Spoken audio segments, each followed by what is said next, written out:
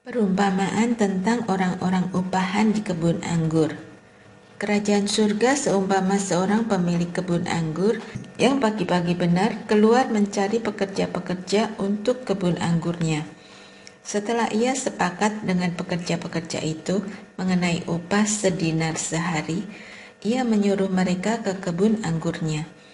Kira-kira pukul 9 pagi, ia keluar lagi dan dilihatnya ada orang-orang lain yang menganggur di pasar. Katanya kepada mereka, "Pergilah juga kamu ke kebun anggurku, dan upah yang adil akan kuberikan kepadamu." Lalu mereka pun pergi. Kira-kira pukul 12 dan pukul 3 petang, ia keluar dan melakukan hal yang sama. Kira-kira pukul 5 petang, ia keluar lagi dan mendapati orang-orang lain. Katanya kepada mereka, "Mengapa kamu menganggur saja di sini sepanjang hari?" Kata mereka kepadanya, "Karena tidak ada orang mengupah kami." Katanya kepada mereka, "Pergi jugalah kamu ke kebun anggurku."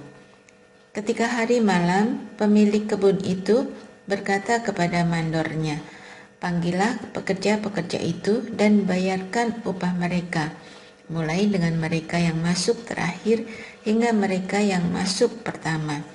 Datanglah mereka yang masuk kira-kira pukul 5 dan masing-masing menerima 1 dinar. Kemudian datanglah mereka yang masuk pertama. Sangkanya akan mendapat lebih banyak, tetapi mereka pun menerima masing-masing 1 dinar juga. Ketika mereka menerimanya, mereka bersungut-sungut kepada pemilik kebun itu.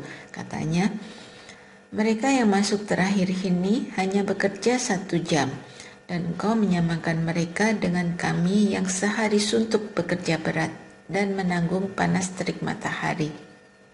Namun pemilik kebun itu menjawab seorang dari mereka, "Kawan, aku tidak berlaku tidak adil terhadap engkau.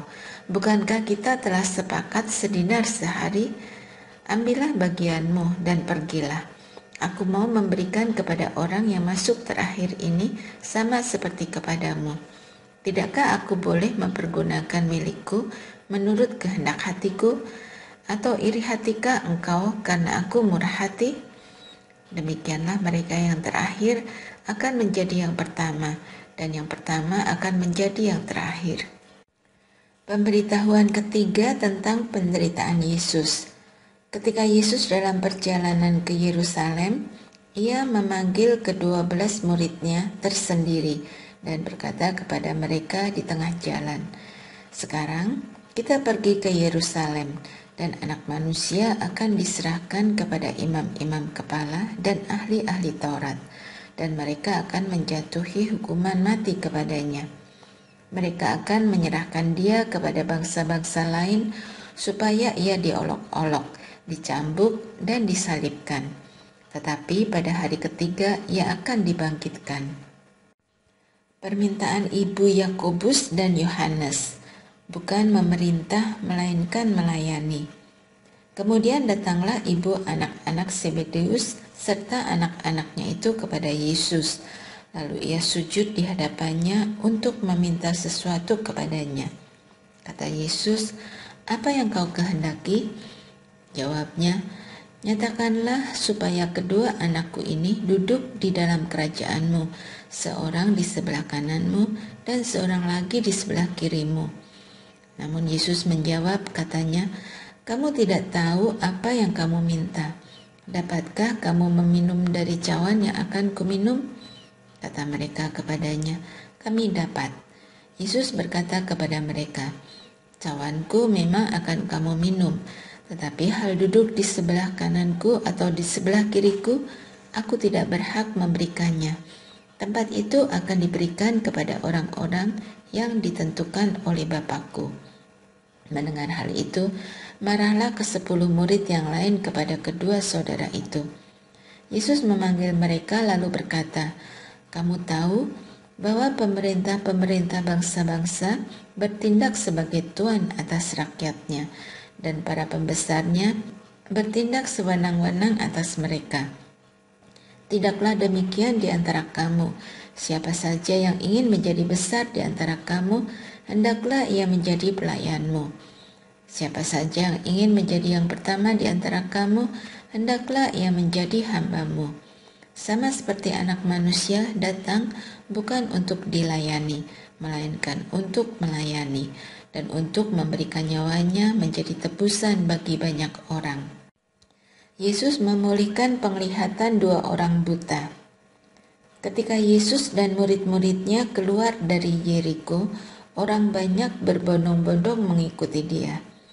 Ada 2 orang buta yang duduk di pinggir jalan mendengar bahwa Yesus lewat. Lalu mereka berseru, "Tuhan, Anak Daud, kasihanilah kami." Orang banyak itu menegur mereka supaya mereka diam.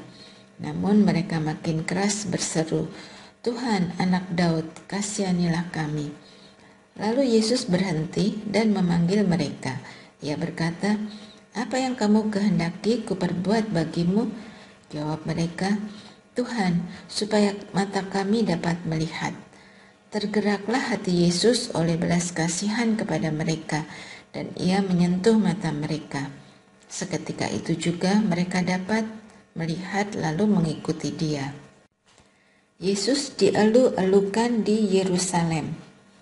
Ketika Yesus dan murid-muridnya telah mendekati Yerusalem dan tiba di Betfage di Bukit Zaitun, ia mengutus 2 orang muridnya dengan pesan, "Pergilah ke kampung yang di depanmu itu, dan di situ kamu segera akan menemukan seekor keledai betina, tertambat, dan anaknya ada di dekatnya. Lepaskanlah kedua keledai itu dan bawalah kepadaku.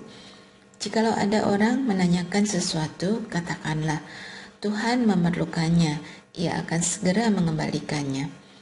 Hal itu terjadi supaya digenapi firman yang disampaikan melalui Nabi. "Katakanlah kepada Putri Sion, lihat, rajamu datang kepadamu. Ia lemah lembut dan menunggang seekor keledai, dan seekor anak keledai beban." Lalu pergilah murid-murid itu dan berbuat seperti yang ditugaskan Yesus kepada mereka. Mereka membawa keledai itu bersama anaknya, lalu mengalasinya dengan jubah luar mereka, dan Yesus pun duduk di atasnya. Orang banyak yang sangat besar jumlahnya menghamparkan pakaiannya di jalan. Ada pula yang memotong ranting-ranting dari pohon-pohon dan menebarkannya di jalan.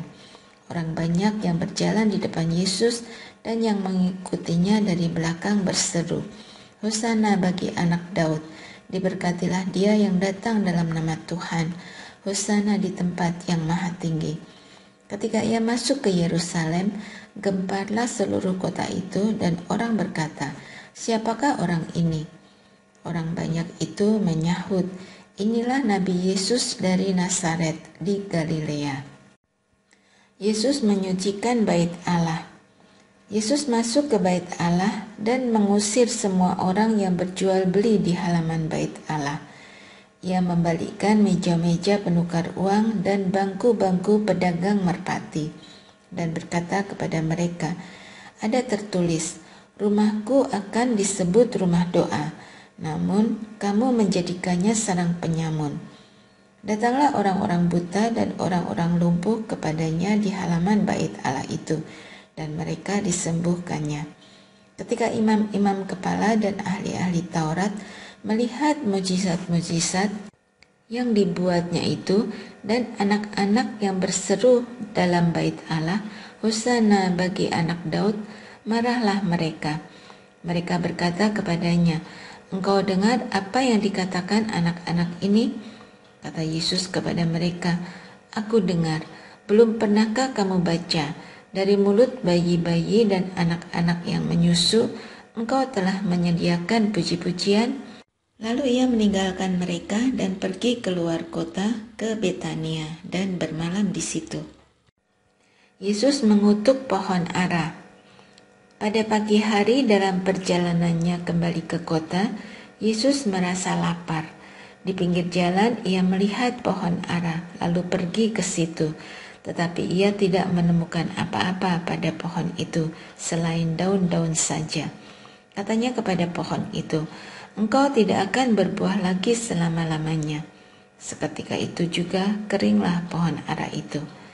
Melihat kejadian itu, tercenganglah murid-muridnya lalu berkata, "Bagaimana mungkin pohon ara itu sekonyong-konyong menjadi kering?"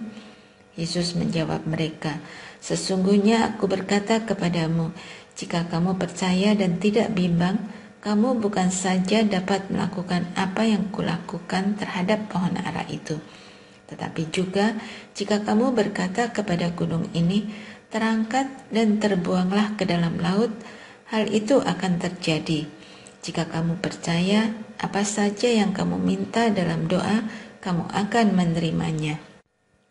Pertanyaan mengenai kuasa Yesus.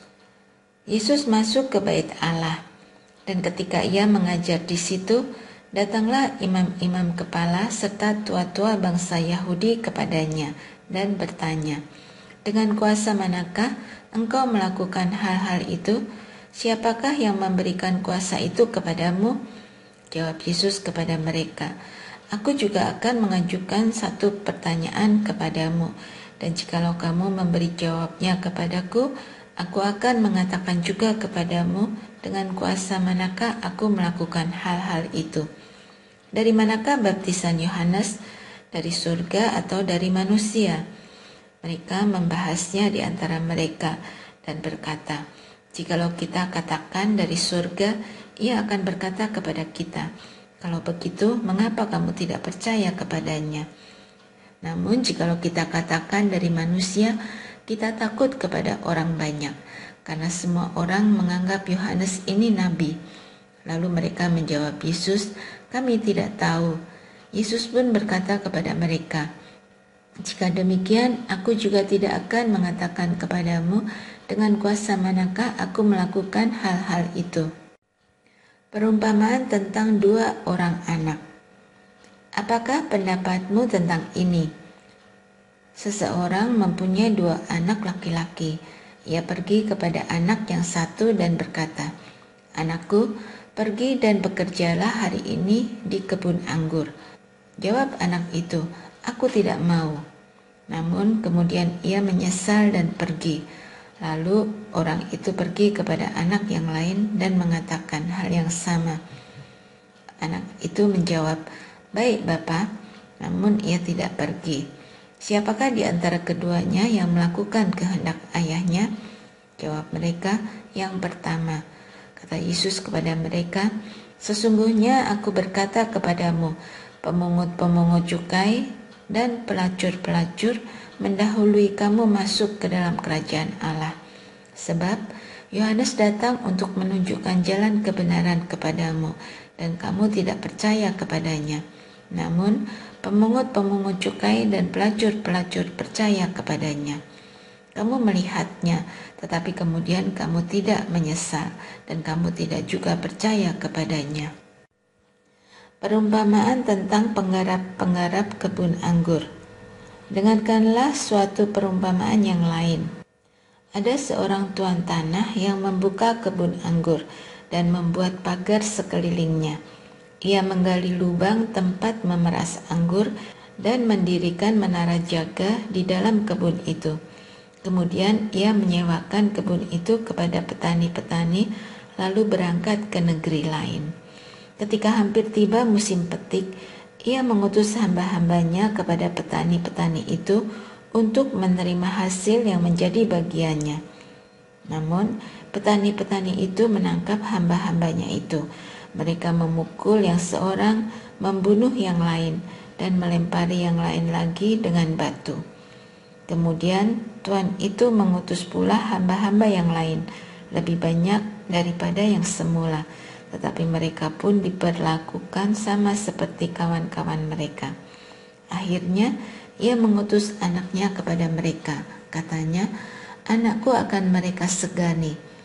Ketika petani-petani itu melihat anaknya itu, mereka berkata seorang kepada yang lain, "Inilah ahli warisnya, mari kita bunuh dia dan kita miliki warisannya." Mereka menangkapnya dan melemparkannya keluar kebun anggur itu, lalu membunuhnya. Apabila tuan kebun anggur itu datang, apakah yang akan dilakukannya terhadap petani-petani itu?